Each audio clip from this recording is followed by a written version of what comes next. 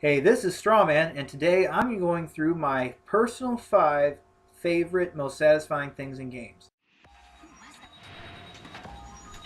The ability to charge up a laser shot has been in thousands of games. To my knowledge, Mega Man was the first to pioneer the mechanic, and countless titles have used it over the intervening years.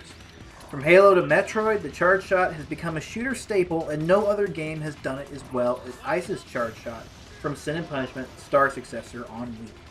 This game is plenty badass with its dodge rolls and epic boss battles, but the massive, explosive, atomic blast-esque charge shot moves the game from a simply awesome to one of the best action games I've ever played. The charge shot is a clever risk-reward mechanic by nature, and the game eventually evolves into a clever trade-off of full-on volleys of laser fire to risky yet devastating charge blasts. It keeps the player constantly engaged in the gameplay, and oh, it's so damn cool to land a charge shot in a boss's face. Eat it, freaky bird lady! Eat it! Super Smash Bros. Isn't one of my favorite gaming franchises, mainly because I've yet to see any sort of high-quality single-player material in the games yet. However, I absolutely love playing Super Smash Bros. Brawl with my buds, and the next entry on this list is the main reason why. Samus' Smash Attack is a devastating laser beam that fills more than a third of the screen.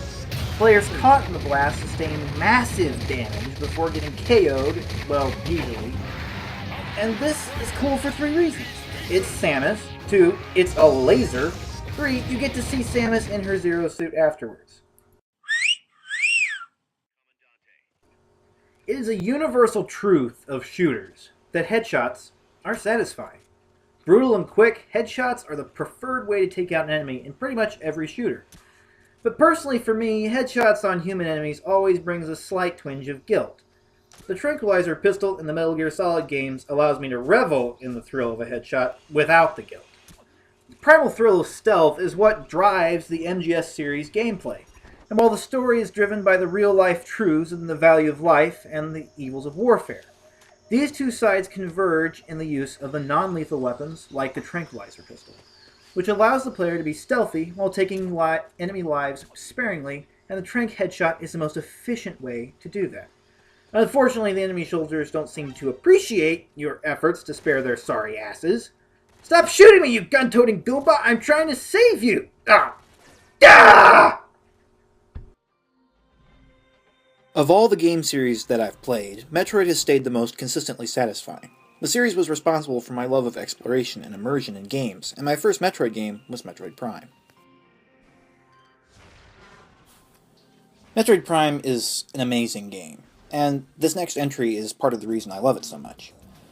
The game is built around the acquisition of weapons and abilities, as is a tradition in the series. Every time you acquire one of the said items, there is a somewhat brief animation showing Samus displaying it in a badass way. The Metroid games are driven by the search for and acquisition of power-ups, with the player spending a lot of time and energy exploring and puzzle solving before acquiring them. When you do acquire an item, the animation and music clip that plays is one of the most deeply cathartic and satisfying moments in all of gaming for me.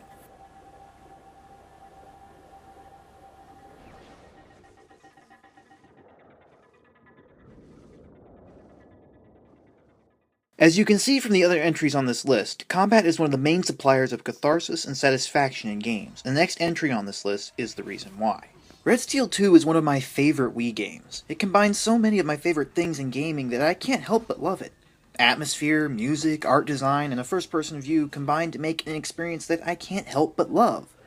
But the main reason I keep coming back to this game is the finishing moves. Red Steel 2 is a first-person sword combat game, if you couldn't already tell that from the footage. Swinging the Wii remote to slash, stab, and shoot enemies is a blast, but the context-sensitive finishers send it over the top. Taking a page from Resident Evil 4, precise pistol shots at different body parts stun enemies, allowing you to dash up and finish them with a sword swing. Your combos can also be used as finishers, including one that lets you throw your sword and pin your enemy to the ground. These moves are the greatest rush I have ever gotten from a game, none of which would be near as good without motion control, despite what those Xbox 360 fanboys would say. Everybody who owns a Wii needs to play this game, so they can love it as much as I do.